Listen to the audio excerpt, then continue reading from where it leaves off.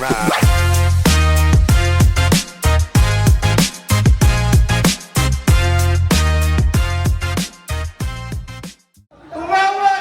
you ready? 66 araw ng Tungawan. Once again, huling laban na ng gabi. Tumba Letra Battle. Tungawan, magingay!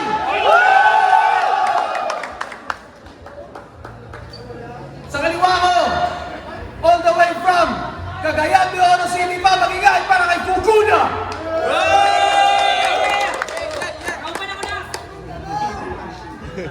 Sa kanan ko, ang idol ko, mula Jet Trias Cavite pa, magingay para kay Jonas!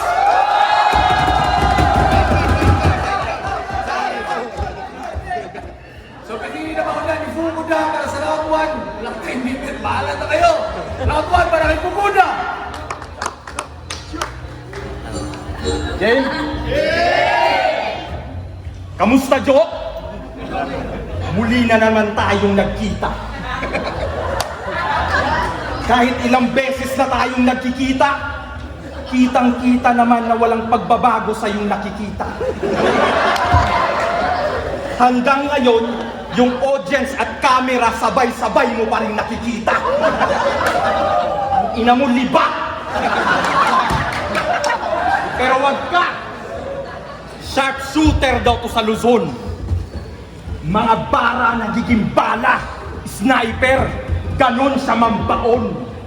Pero sa iyong pagiging sharpshooter, meron lang akong tanong. Paano ka ba sumilip ng scope sa sniper, ha? Pag ganon?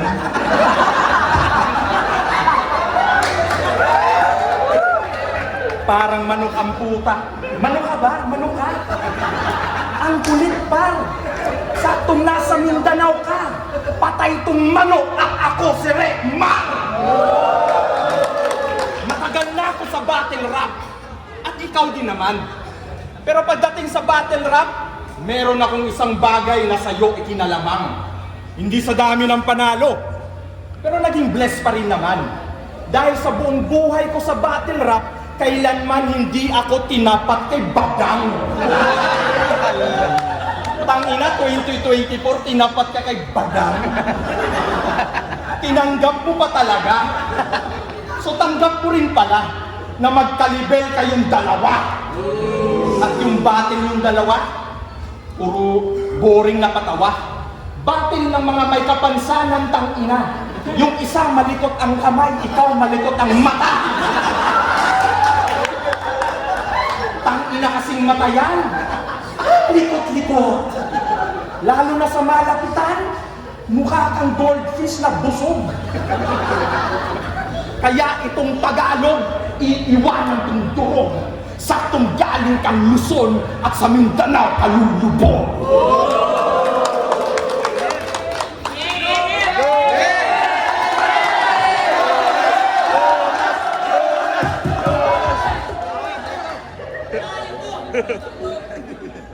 Oo, yung pagkabanlag ko, tanggap ko, wala nang lunas. Tinatanong mo paano ako sumilip sa crosser? Ganito ako sumilip ng butas.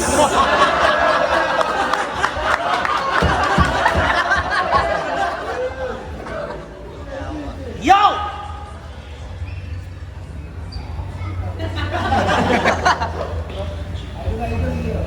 Yung mga bara kong dinala, puro lang patawa.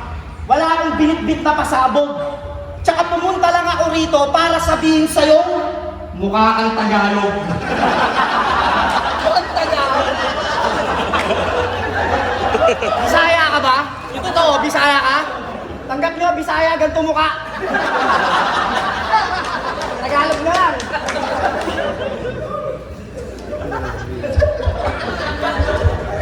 Alam nyo ba yung pangalan ng Fukuda ay hinango niya sa all home? Oo, lintik yan. Ang dami-daming maangas na rap name, naisip mo pang electric fan? Akala mo yung naisip mong pangalan, tol? Nice chong? Astron. Fukuda ang puta, di mo pagilawang Astron! Pero kung iisipin nyo, sa'yo'y bagay talaga yan. Saktong tunog fan kasi mahangin ka lang naman.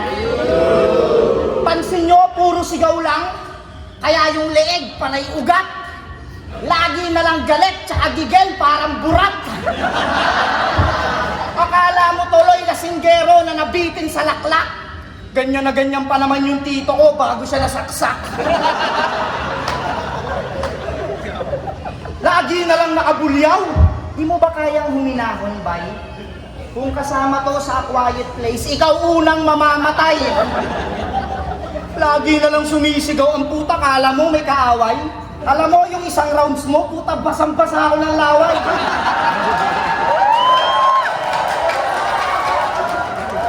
One time pumunta to ng simbahan, puta, pinagalitan siya ni father. Sinusubuan lang ng ostyo, sumigaw ba naman ang amen?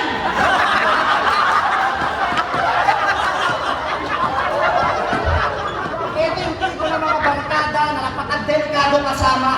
Lalo na pag Semana Santa, sumisira ito ng pabasa. Bakit ka ba ganyan? Siguro nung bata ka, lagi kang pinapagalitan. Tapos nung baby ka, pinapadedi ka ng papaitan. Hindi ka lang ng mama mo. Ayaw niya sa'yo. Kasi pag nakikita ka raw niya, naaalala niya ninong mo.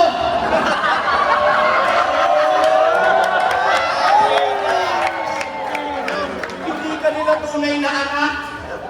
Anak ka ng ninong mong si Darwin.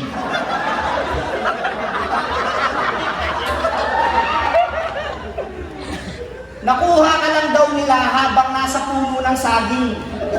Kaya baby ka pa lang daw, puta, lupit mo na sa baging. Ayaw lang nilang masaktan ka, kaya ayaw nilang aminin. Kaya wag ka na mag-alala, ang buhay talagang ganun lang. Kaya Pux, balik na sa gubat, hinihintay ka na ng mga pinsan mong lakundan.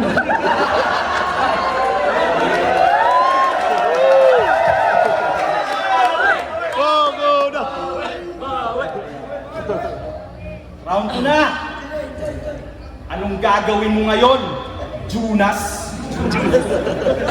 Nagkakastang traidor ka sa storya na parang Judas. Sa mga Bisaya, isa to nasa nang lalait ng walang kupas. Subukan mong gawin yan dito, Nas, para hindi ka na mabuntagan bukas.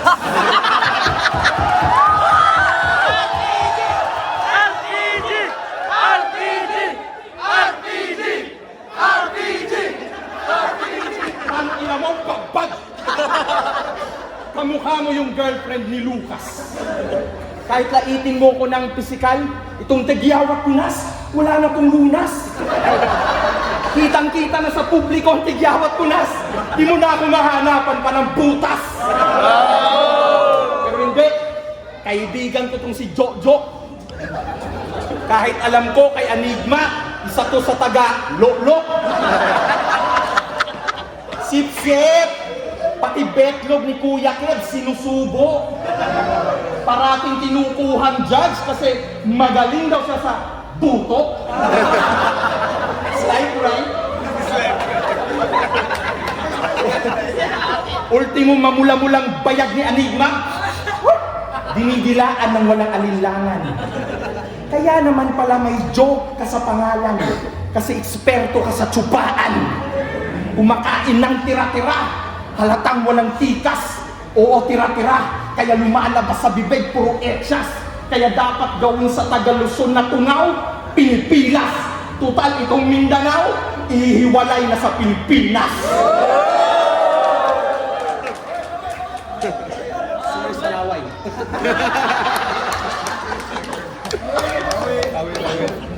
Hihiwalay na sa Pilipinas, ang yabang-yabang nito. Ulol, kahit ihiwalay ko sa Pilipinas, kasama ka sa akin. Walang rhyming.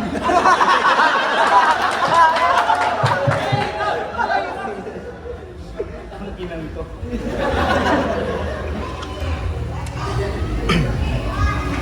Ganito ka pala umawak ng tite.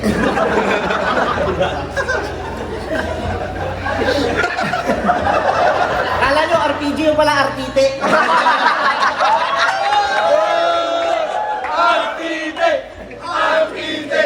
Yo! Alam nyo ba na nirain na yung Fukuda sa Lapida?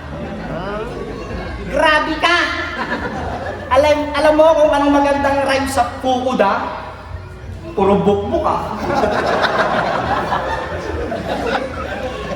Laging namumula yung mukha, akala mo laging nagbablush. Bakit ba ang dami mong tigyawat, Brad? Marami ka bang crush? Yung tigyawat, di maawat, kumakalat, parang virus. Dikit-dikit, mga butas, ano ba unan mo? Cactus.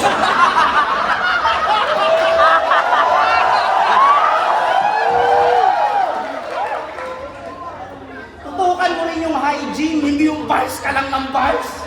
Yung mukha nito, pag sinom nyo, mapagkakamalan yung Mars. Pag umiinom to ng tubig, tumatagas sa mukha. Pag nagtututbrush ka naman, dyan lumalabas yung bulak.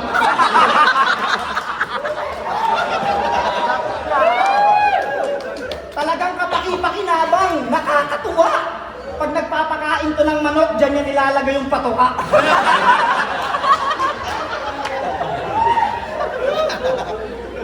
Nakakasugat ka ng pisngi kapag nakikipagbeso-beso. Pag gumagawa ka ng spaghetti, dyan kinakadkad yung keso.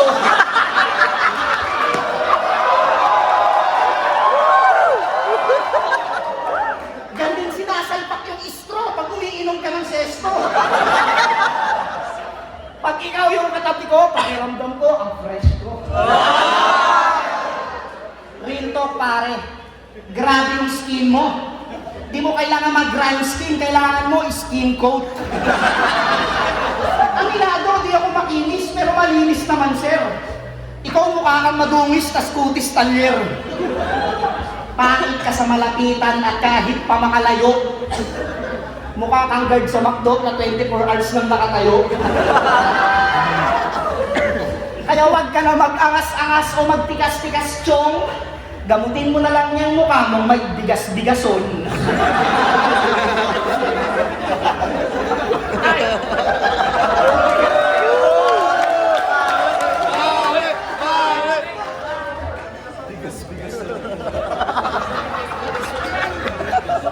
Yeah, round 3 na. Hanggang ngayon, di pa rin diretso paningin niya. Di pa rin diretso paningin niya. Pagkausap nyo to harap-harapan, mapapailing ka. Sobrang advance ng paningin niya, di mo malaman kung nakatingin pa. Kung si GL, si Zoro, parating pa. Kay Jonas, tangina, pauwi na.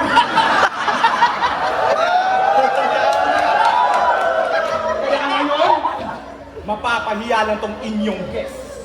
Kaya Jonas, do your best. Sa Mindanao, parte-parte kang mahihimlay more or less.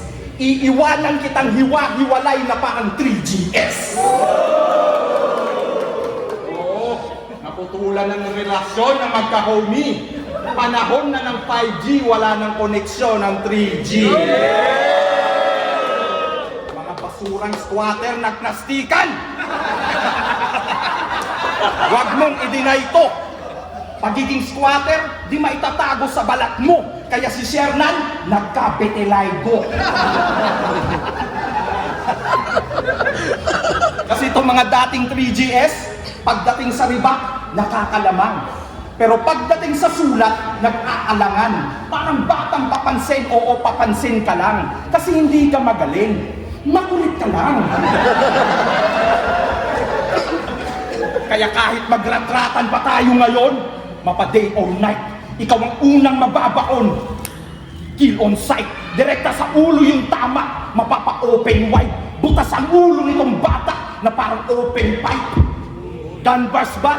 Sagbasin o mapa-left or right, patay tong MP light sa MP5.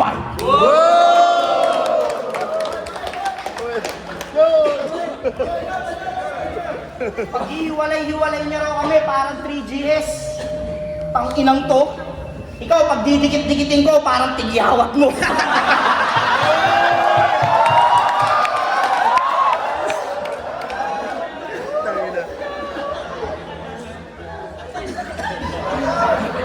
MP5!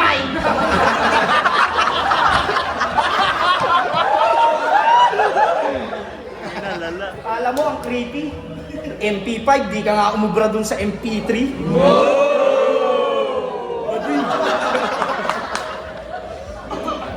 Alam nyo ba kung bakit ako nandito?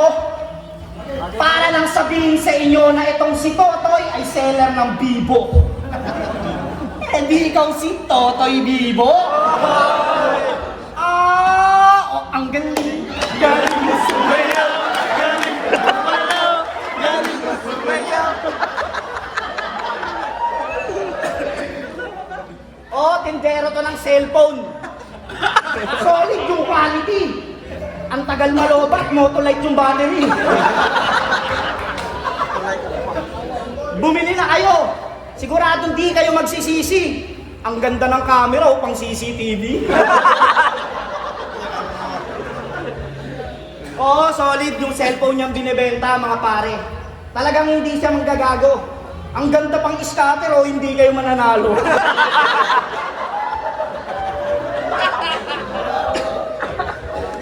Tangina, masyado mong dinadaya yung mga customer, hindi ka na makatao. Tanginang smartphone niya, no? Mas matalino pa ako. Wala na ako, yung lang ang sulat ko, kaya mag-freestyle na lang ako rito para lumabas yung lupet. Tangina, bibira-birahin mo yung mukha mo sa mga tigyawat mong dikit-dikit. Tangina to, pag eto nag-oily, yung tagas talagang ubod. Pag nakita nyo mga whiteheads niya, kasi lalaki ng ubod. Hindi na kaya yan ng laser, dapat dyan sinusunog. Uki ng inang mukha nito, parang bahay ng bubuyog.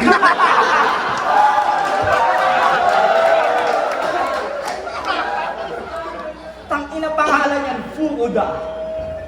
Okay, pwede na. Hanabishi. Pwes ako, pang slam dunk din, Hanabishi. Hanamichi. Hanamichi. Nagkakamali-mali at nagkakatanga-tanga. Pukin ang ina kasi nito ay paanga-anga kang pupunta rito na uuwi na lang ng paana lang talaga. Pakita kita pare, wala kang katawan. Ulo lang. Kakatakot ba yun? Kailangan mong balik na rin yung utak mo. Tangin na to, naka Pablo Escobar pa. Kala mo kung sino talagang tarantado? Boss! Okay nga, paparin niya to.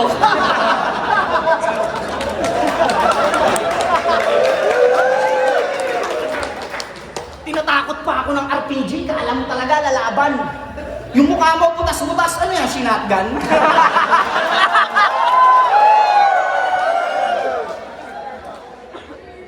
Time, I love you pare.